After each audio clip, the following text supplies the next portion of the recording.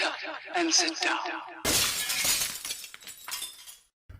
Hello folks, Colin here, Vesta 67's workshop, and welcome to issue 17 of Build Your Own Ford Mustang Shelby GT500 1967 from our good friends over at DeAgostini.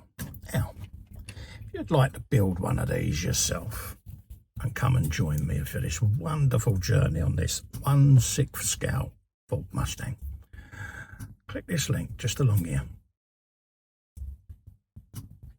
Bump, head over to the DeAgostini website, take out a subscription, and you too can be building along with me. You will not be disappointed. This is a definitive GT500 build, folks. You will not want to miss this.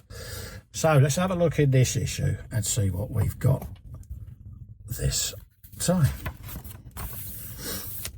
Mustang station wagons were unlikely prototypes. Oh my God, doesn't that look weird?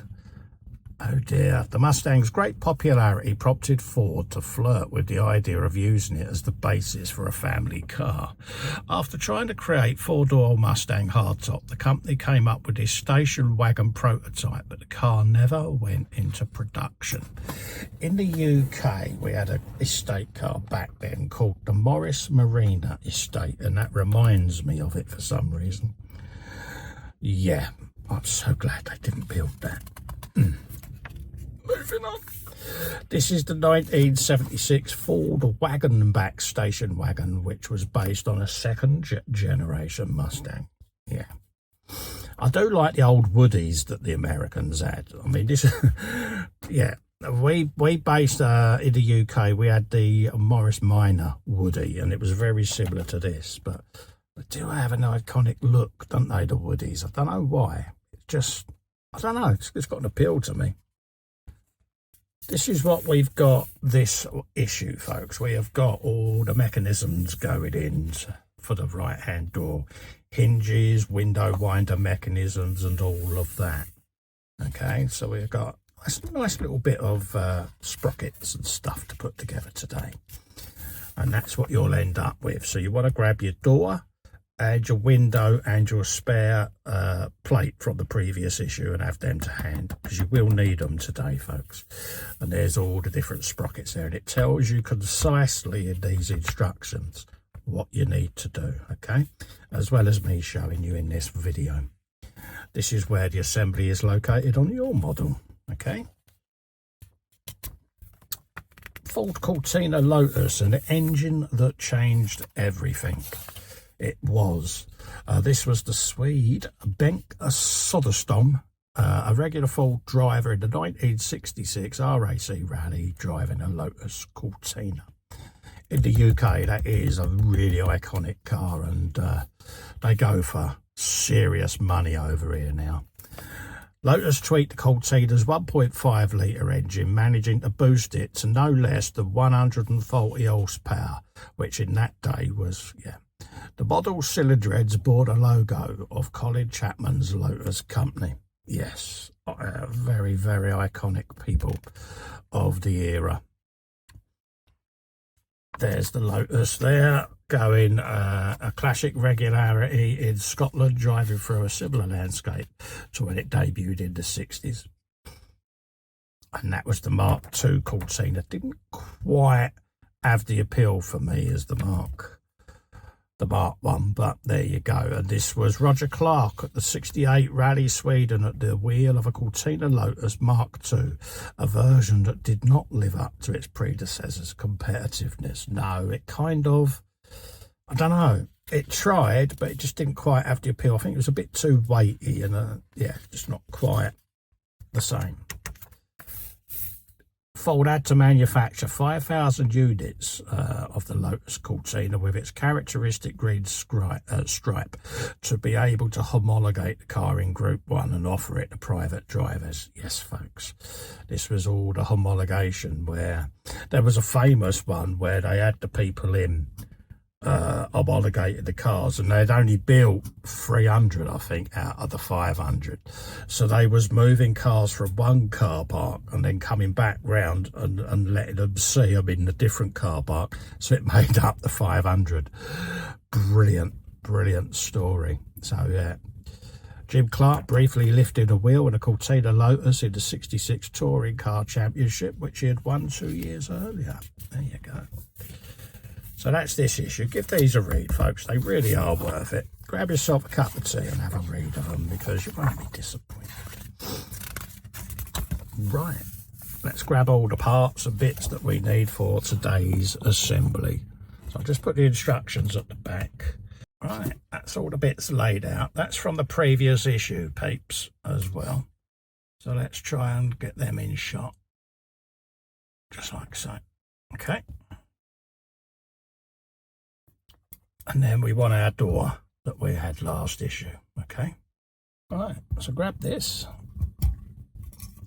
And then you want to start doing your hinge. So there's the hinge there, 17D. So spin it so that you've got it that way round, okay? And then lay that into your door, like so. Just like that. And then grab the tab, and you want to secure this with 2 DS2 screws, folks, okay? Or a DS screw, should I say. You've got the 2 pins there, locating the holes, and you want a single DS2 screw, which is one of them bad boys.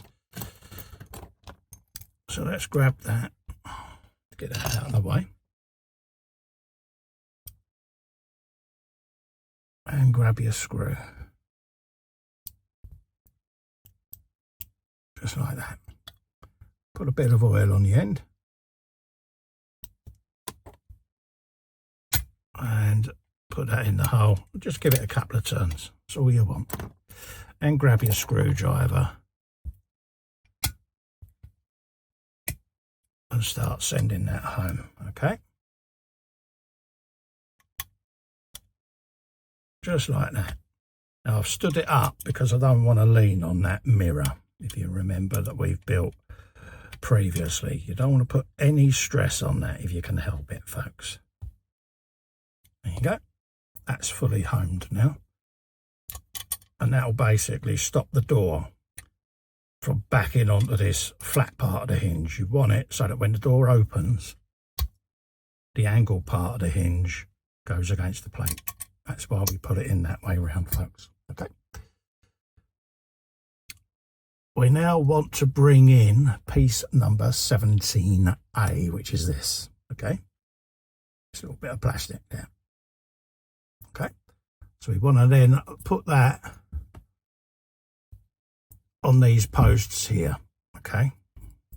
So it kind of sits at an angle. Okay. So we want it with this little chamfer facing up, and it goes in here. Okay, so it's a little bit fiddly to locate at first, but it will go. There you go, so I've got that one in. Just need to find the other one now. There, like that. Gives a nice resounding click. And then you want a screw that will go right in the middle there, which is another DSO2, folks. So you can just gently lay that down. Grab your DSO2. A little bit of oil. Up.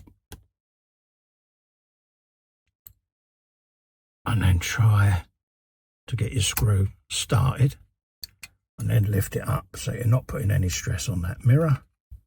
And then you can screw it home. Okay, this is the window guide basically. It's a little channel in the clear window piece that goes through here. So it's a crucial little piece. Next up, we want a 17E, which is the smaller of the larger cogs, if that makes sense. You've got small, medium and large. So let's just go medium then. 17E goes on this little post here.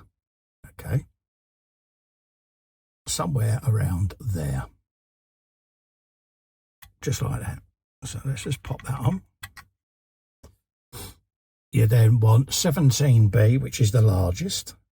That then goes on this post, like so. As you can see, engages in the gear. Okay, so make sure you've got it the right way up. So I think we have it with the protruding part towards the bottom, so that they're flush, like so. Okay, see that? That's what you want. And then you want the smallest of the pulleys goes here, just like that. There you go. As far as I can tell, that only goes one way. Just double check, yeah. So you want it with the bold section with the number 2 facing up towards you, just like so. Okay. It says check gear carefully, all T for the gears are correctly engaged, and that rotating the medium gear causes the other 2 to rotate.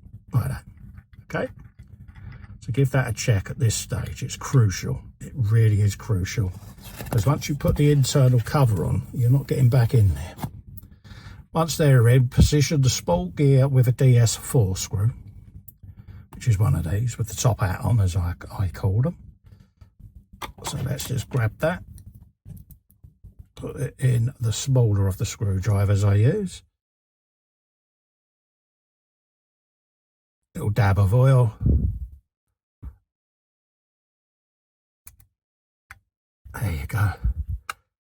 Just lifting it up very slightly, and then I can use the slightly bigger screwdriver now just to hone that screw into place. Again, stand the door up, don't lean on your mirror. Just make sure that still turns freely, which it is. It's just cutting into the paint, which I can feel. There you go, that's in place now. It's going nowhere. Perfect.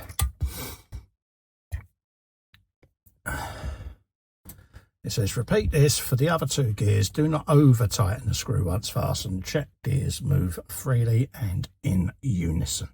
So keep going with your DS04 screws, folks. So we'll grab both of those, and we'll be doing the same on the other 2 gears. So we'll get them done.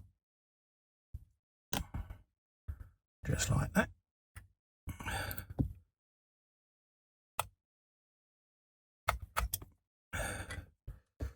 We can get those all suitably done.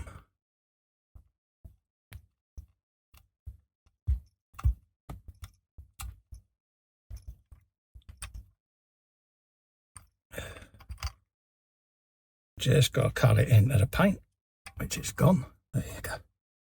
Perfect. And then the last but not least, this one here.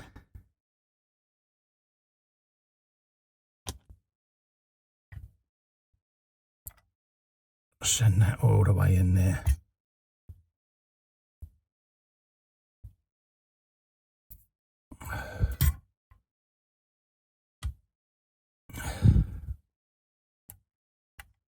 There you go. Just feel that bite.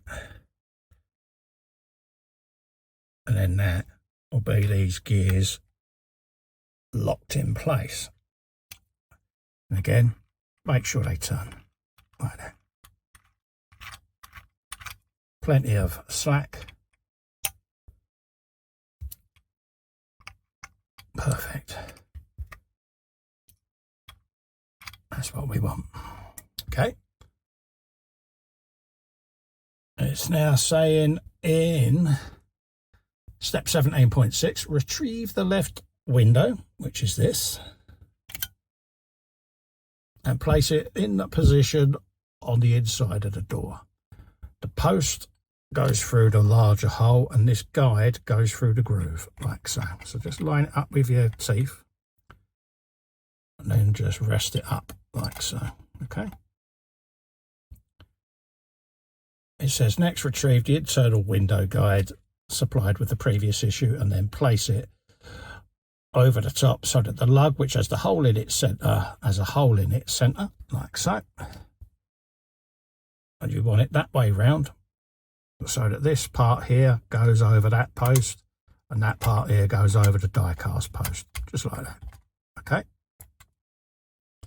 and then you're securing that in place with a DS02 screw, like so.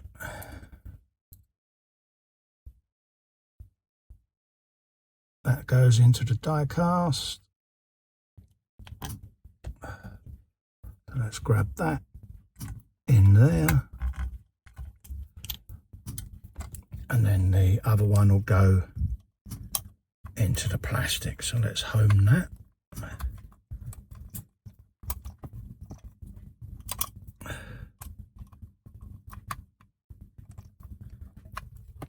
Just like that. And then grab this one. Bit of oil on there. And then send that home in there.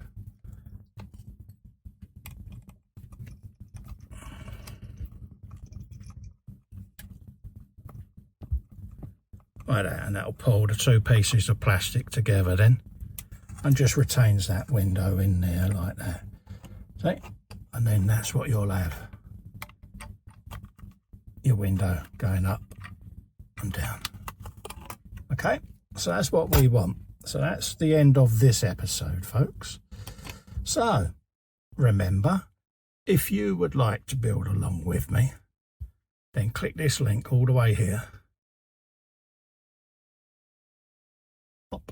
Head over to the DeAgostini website and click subscribe and add this to your collection, folks. It's a 1/6 scale model, so it is really is a big car. Remember, also click the subscribe button below. Subscribe to the channel if you've liked the video. I look forward to seeing you on the next issue. Until then, stay safe and well, and I look forward to seeing you next time. Bye bye for now.